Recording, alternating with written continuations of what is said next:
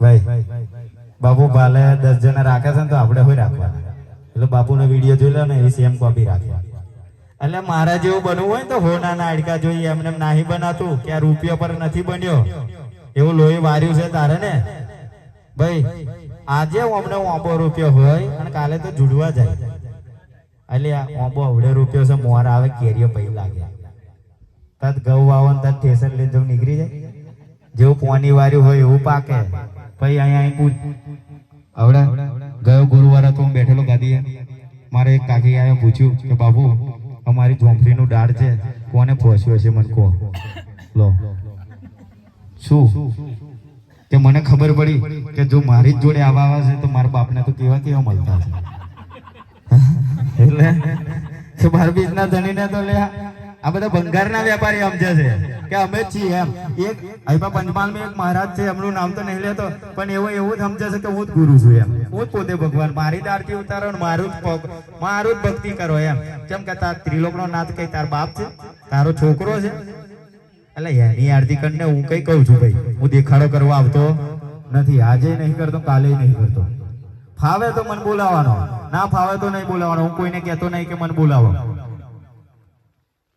મારા દરબારની અંદર મારા પૈસાનું ઘી બારો છું બધું બારો છું મેં 24 કલાક. એટલે તો મેં પોસ્ટર મારી દીધું કે અહીં દોરા ધાગા થતા નથી. અહીં આગળ શ્રદ્ધા ને વિશ્વાસ હોવો જોઈએ પોસ્ટરમાં લખેલું છે ને બસ. અમુક તો છે ને ગવાઈ વારી ને આવે રૂપિયા વારી. એટલે રૂપિયામાં શું દેખાઈ શકે છે? દેખાય છે કે ભાઈ સારું. અત્યારે બધા કે બાપુ મારા ઘેરથી તો બહુ દારૂ પીએ. દારૂડિયાને કોઈ કરેલું હોતું નહીં, કોઈ નડાવ નહીં હોતો, કોઈને કરેલું કે કોઈને કોઠે ઉતારેલું હોતું નહીં. ખાલી એનો શંખ એનો રંગ અને કોઈ વાતનું ટેન્શન તો જ માણસ પીતો હોય. કોઈ કશું હોતું નથી. આ ચોખ્ખું કહી દો. એટલે કઈ પૂછાવા આવવાનું જ નહીં. અત્યારે એવી કે મારે હાહુન મારે બનતું નહીં તો તારે તું તમે બે મગડો હવાર કરો તેને મેં કહી દઉં એકનો મગડો મરવો જોઈએ તો રાગ આવે. અને જેવું હાહુનું રાખ્યું એમ તમારું રાખીએ. અને હાહુને એમ કહેવાનું તારે હારા ખુરશી પર હતા કે પાછળ અડારામ પડી રહેલા. તો જેવું કર્મ કરશો ને એવું મળશે. તમારા મા બાપની સેવા કરશો તો તમારા આ છોકરું કરશે. જેવા મારા મા બાપે જે એમના મા બાપની સેવા કરીએ છીએ તારે હું કરું છું. નકર જે એમને લાત મારી હશે તો હું મારતો છું બાપા ભાઈ હું તમારો કોઈ હગો નથી. એટલે એવું કહું છું કે મારે કઈ પ્રોગ્રામ કરવાનો નહીં. અહીં ડેગને ઉતરણ તો ચાલશે પણ હાડા તમે બધા બેઠા હોય અને હું અહીં ડેગ ઉતારું એટલે તમને લોકો લાગે કે આ બાપુ તો સરઘસ મેં આયા. ભાઈ આ સરઘસ નહીં ચાલતું. આ તો 12 બીજના ધણીનો જયારે 12 બીજનો ધણી 16 પગલે કુમકુમના પગલે જયારે મીનળદેવના ઓંકને ઉકળતી ડેગે રમેલો ને તારને ઉકળતી ડેગો રમાય છે. અત્યારે તો મોઢે હો ઉતારતા થઈ ગયા. એટલે ભગવાનને શું સરઘસ બનાવી દીધો છે. અને ઉકળતી ડેગ રમી એટલે અહીંયા આગળ ઓલન ના પડવું જોઈએ. ધક ધકતી ડેગ હોવી જોઈએ. એ ડેગો ઉતારો તો હું કહેવાય કે 12 બીજનો ધણી હું પોતે પગે પડું ભાઈ. પછી તો ઓલન કરીને તો મારા સેવકો હોય બધા ઉતાર દેશે ભાઈ. 12 બીજના ધણીનો માથે હાથ હશે ને તો કોઈ દાડો તે તંખલો પડે નહીં. પણ ખાલી ખોટો જો તું બનીને આવ્યો છું ને પેલું યાદ રાખવાનું કે પોતાનો ગુરુ હોવો જોઈએ. કેમ કે રામદેવજીનો ગુરુ પોતે વાડીનાથ બાવો હતો. કે કઈ વાડીનાથ બાવાએ રામદેવજીને શિષ્ય બનાવ્યો નતો પણ એના શરણોની અંદર આશ્રય આલ્યો ને ત્યાંથી એને ગુરુ માની લીધેલો કે આજથી તું મારો ગુરુ. ત્યારે વાડીનાથ બાવાને વચન હતું કે તું બીજો શિષ્ય બનાવીશ ને તારે આ ભેરવાનું મૃત્યુ થશે. આજે ભેરવો રામદેવજીનો ગુરુ ભાઈ છે કે એનો દુશ્મન નથી. આજે ભગવાન રામદેવજીએ 12 બીજના ધણીએ આજે નોમનો નેજો ડાલીબાઈને ચડે, દશમનો રામદેવજીને 11 પ્રસાદ ભેરવાને ચડે છે સાહેબ. એટલે બધું શાસ્ત્રોનું ધ્યાન રાખવું પડે. એમને એમ નહીં કે 12 બીજના ધણીએ 54 વર્ષની અંદર સમાધિ એમને એમ નહીં લીધી.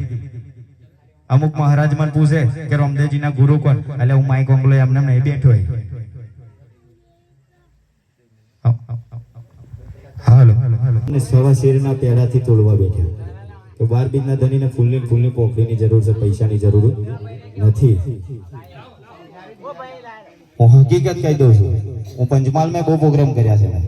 કોઈ બી હોય મારા શબ્દ જેને લાગતા છે ને એને ખોટા લાગે. કેમ કે જે ખોટું કામ કરતો એને લાગશે અને જે સાચો સંત છે ને એને કોઈ દિવસ લાગે નહીં.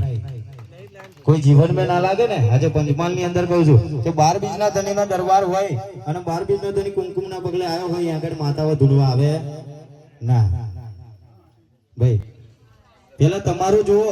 આજે હું છું બરાબર ભાઈ, અને હું જ જો બીજી લઈને ફરતો હોય તો તમે એમ કહો બાપુ પેલા તમારું જુઓ પછી બીજાને કહો.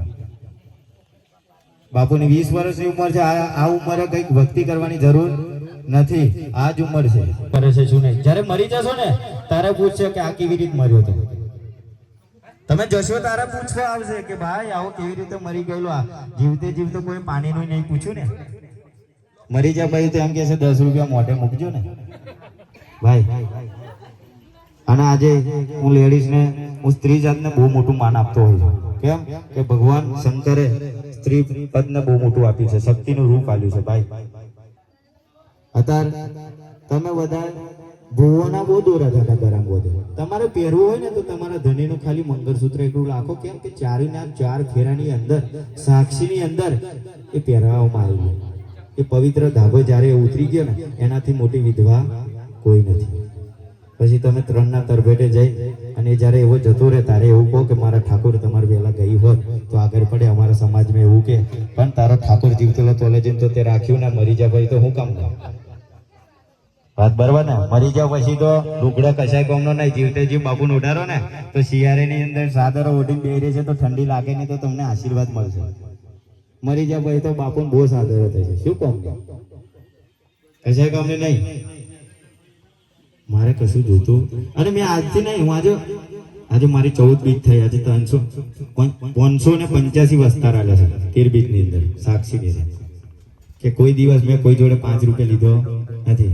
2200 જોડો પૈને આવ્યા છે. આ તો મારા નજીક ગામના છે તો જોને કે બાપુના દરબારમાં કેટલું કામ થાય છે. વિશ્વાસ ને ભાવ હોવો જોઈએ. અત્યારે તો મને બધા પૂછવા બાપુ મન શેનો પડશો, એટલે કાલથી તું ધૂનવા વધ. બાબુ હું જાને આરતી કરું 12 બીજના ધણીની તારે મને બગાહો આવે. એટલે તું ઊંઘ્યો ના હોય તો બગાહો જ આવે ને. મારા 24 કલાકના ઉજાગરા છે. અને મારું નહીં કહેતા કે મારા બાપને ગૌરવ થતું હશે કે મેં એક મર્દને અવતાર આવ્યો નહીં. પણ મારા જેવો જેસર જાડે તો કોઈ પેદા નતો થયો.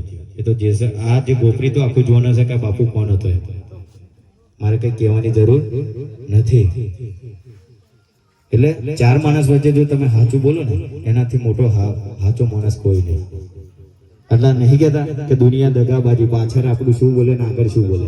અહીં આગળ આપણે આ ગરદની ઘેર ખાશે પીશે અને ઘેર જઈને તો એ વાતો કરશે કે યાર રતનબેન ના ઘેર તો કઈ ડાળીને હવાદ આવ્યો નતો. પણ એને કર્યું છે એને ખબર છે ને ભાઈ. તમારો સમાજ કઈ અમાર જેવું, અમાર જમીન જેવું નથી ભાઈ કે દરબારો એક વીઘું મિલી આવે કરી આવે. તમે કરતા હોય તમને ખબર છે ને. આજે હું એવું કહું કે બાપુ તરીકે હું ભાઈ 5000 રૂપિયા લઈ તો હું આવીશ ને ના આવું. એનાથી હું અહીં કોમલો કરે ભિખારી નામ આપણે કઈ ફરક જ નહીં ને. તમે અહીં ભીખ માંગો છો પેલો બહાર માંગે છે, એમાં ફરક જ શું છે. મારે કઈ જરૂર નહીં. અને હું ચોખ્ખું જ કહું છું કે તમે મને પગે લાગવા હોય ને પેલા તમે માવતરને જો પગે લાગતા હોય ને તો પગે પડજો, નકર તમારો પાપ મન લાગે. પહેલું પદ પેલું માવતર. જયારે મા બાપ આપણું હતું ને ત્યારે આપણે આ સંસારની અંદર છીએ. મારું એક જ, મારો ભગવાન એટલે મારું માવતર, મારો મા બાપ. પછી મારો રામદેવજી. કેમ કે મારું મા બાપ હતું ત્યારે હું અહીં બેઠો છું.